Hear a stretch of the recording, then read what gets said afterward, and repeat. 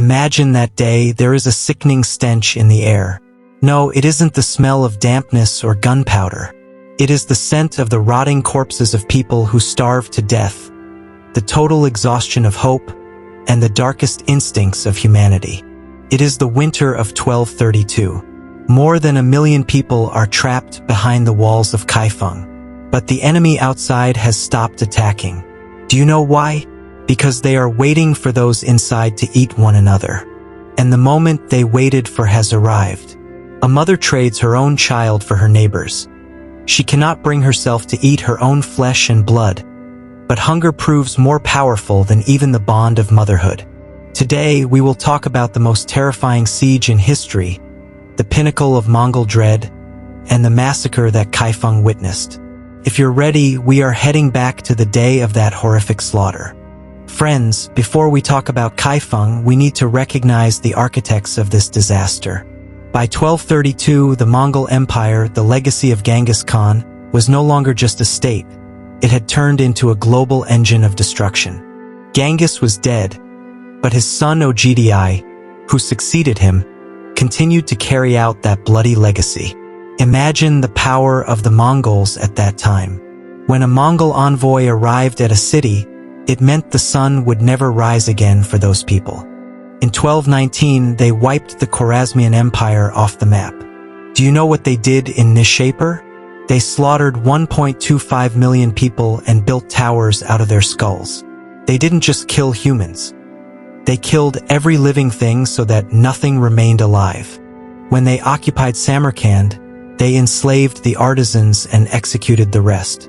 In Urgench, they diverted the riverbed to submerge the city so the land would never turn green again. This was the power Kaifeng faced. These men were not ordinary warriors. They were raised as born killers. Their cavalry covered 100 miles a day, and their composite bows could pierce armor from 200 yards away. Most importantly, they had a surrender or perish policy. The Jin Dynasty had made a fatal mistake. In 1216, they had killed Mongol envoys. In Mongol law, an envoy is sacred. This assassination meant that the death warrant for the people of Kaifeng had been signed years in advance. May 1232. The walls of Kaifeng were massive, 40 feet high and wide enough for 2 war chariots to pass side by side. The city was the most modern fortress of its time. But the Mongols had a secret weapon, Subutai. Subutai might be the most cunning general history has ever seen.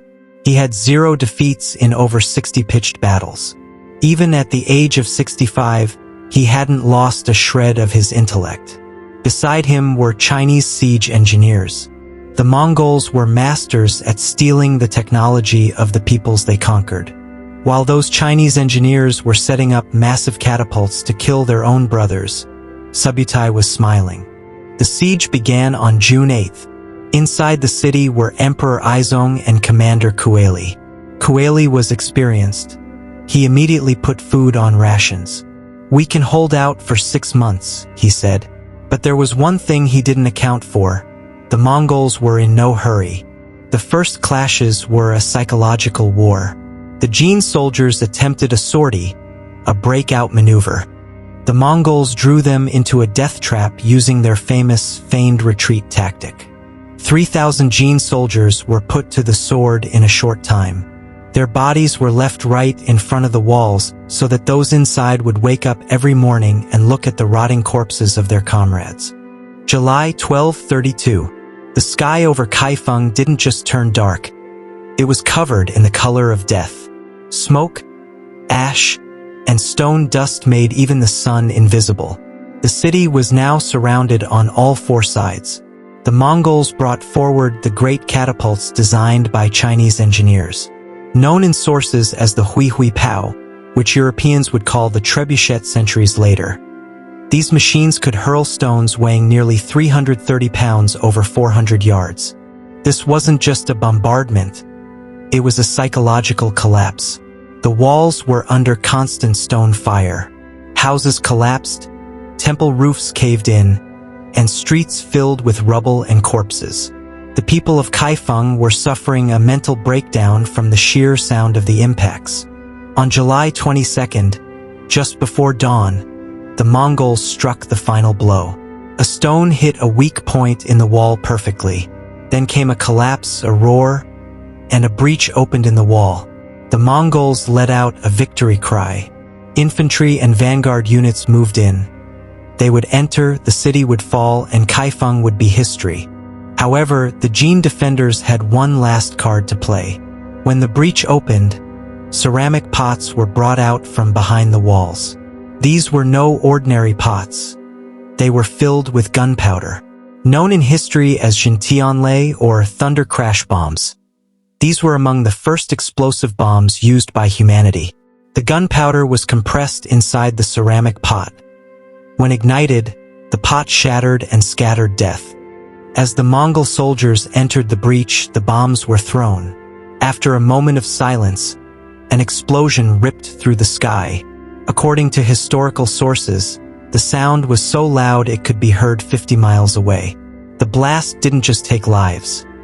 It burst eardrums, drove horses mad, and threw soldiers into the air. Metal armor was pierced by ceramic shards. For the first time, the human body was utterly defenseless against gunpowder. The Mongols could not pass the walls. The Mongol commander Subutai watched the events from a distance. There was no anger or panic on his face. He simply made an observation. It is not possible to take this city with weapons. Then came the decision that changed the course of history. Then I shall take it through hunger. The catapults were not silenced, but their target changed. Now, the goal was not to destroy the walls, but to suffocate the city. The Mongols closed all entrances and exits to Kaifeng. Food supplies were blocked, water sources were cut, and connection with the outside world was severed.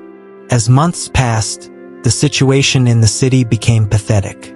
First, they slaughtered their horses, then their dogs, and eventually, they ate the flesh of their dead neighbors and relatives.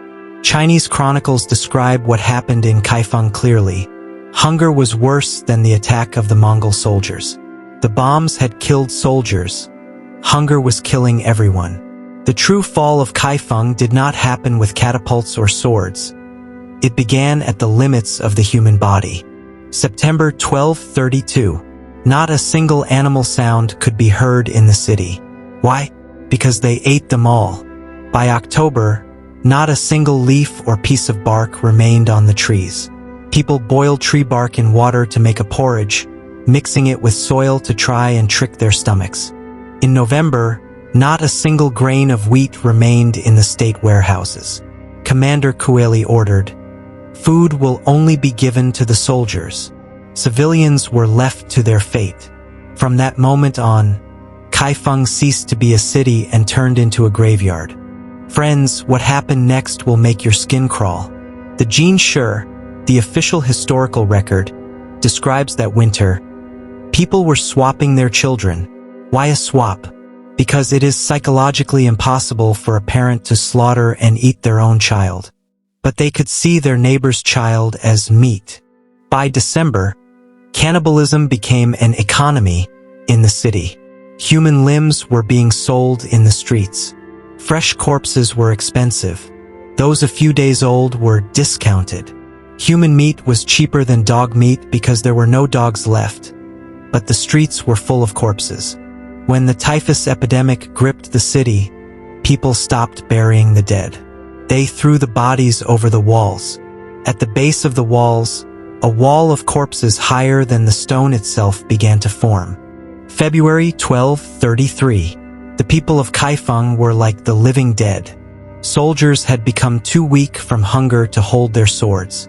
Some soldiers fell off the walls one by one.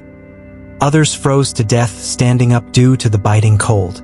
When the Mongols looked from the outside, they thought the walls were still manned, but they were actually watching a ghost garrison. On February 28th, Subutai delivered the final blow. He attacked with 30,000 fresh troops.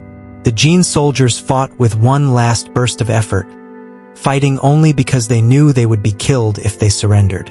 But there was a traitor inside. The defense commander, Kueli, secretly struck a deal with the Mongols. "If I open the gates, will you let me live?" he asked. The Mongols promised, which was a lie, of course. On the night of March 18th, those massive gates that had been closed for 16 months creaked open. When the Mongol cavalry entered, they didn't even need to commit a massacre, because there was no life left to kill. Out of the 1 million people who once lived in the city, only 100,000 to 200,000 shadows remained. Emperor Aizong fled the palace, but the war was not over yet. It had only changed locations. The last emperor of the Jin Dynasty retreated north after the fall of Kaifeng and took refuge in Kaizhou in 1234. But the Mongol siege was not over. The armies of Subutai and Ogidi Khan were watching the final gasps of the Jin state. By the time Kaizhou was besieged, there was neither a strong army nor any hope. After years of war and famine, the city was merely a final shelter. Aizong knew this. He also knew what being taken prisoner meant in the Mongol world. Chains, humiliation, and being displayed as an object of warning. He did not accept this fate. In 1234, just before Kaizhou fell, he took his own life. Sources state that the emperor hanged himself. His body was burned by his loyal generals so it wouldn't fall into Mongol hands. An emperor's body turned to ash because an empire no longer existed. Thus, the Jin Dynasty, founded in 1115 and ruling northern China for 119 years, officially came to an end. However, history books don't just record the horror of the massacre. The real question is, what did this slaughter cause? Official Chinese records and tax ledgers reveal a terrifying picture. In 1195, approximately 53 million people lived in northern China. After the wars, sieges, forced migrations, massacres, and especially the famine by 1235, this number had dropped to 8.5 million. This is not just a population decline. This is one of the greatest demographic collapses in world history. Cities were emptied. Villages were burned. Farmlands turned into forests because they weren't cultivated. The rivers kept flowing, but the sound of human voices vanished. The Mongols had won a kingdom, but there were no people left to rule. There was no one left to pay taxes. There were no young men to join the army. They occupied a vast empire, but there was no one left within it to govern. Victory was rotting under its own weight. The Siege of Kaifeng is therefore not just a military event. It is a dark question asked of human history. If you take away the foundation of a civilization, namely food and security, how savage can a human become? In Kaifeng, the answer to this question was clearly seen. Hunger led to cannibalism. Famine tore the social order apart. People ate animals first, then the dead, and finally each other. This is not a baseless claim. It is an undeniable fact recorded in Chinese historical sources. It wasn't just people and animals that died. Kaifeng's libraries burned. Thousands of years of manuscripts turned to ash. Works of art were looted or set on fire. Temples became stables. Academies fell into silence. That winter, it wasn't just humanity that died. The moral boundaries of a society were destroyed. The Jin Dynasty didn't just lose a war. It was erased from history. We must learn this from the occupation of Kaifeng. A state stands not with fortresses, but with people. When the people die, the stones have no value. And sometimes, history shows us that the greatest destruction is done not with the sword, but with hunger. Friends, the massacre at Kaifeng teaches us this. Even if you have the highest walls, they are useless if the people's faith and hope have run out. History is not limited to numbers. It is the story of those parents, those helpless soldiers, and the emperors defeated by their own ambition. Thank you for watching this dark but instructive journey to the end. If you like this video, you'll make me happy by hitting that like button. If you haven't subscribed yet, please do, and let's examine the dark pages of history together. Do you think the people of Kaifeng should have surrendered to the Mongols? Or was it right to risk eating each other for an honorable death? Let's meet in the... See you in the next video. Stay with history. Stay happy. Please specify in the comments which hidden truths of history you want me to tell in the next video.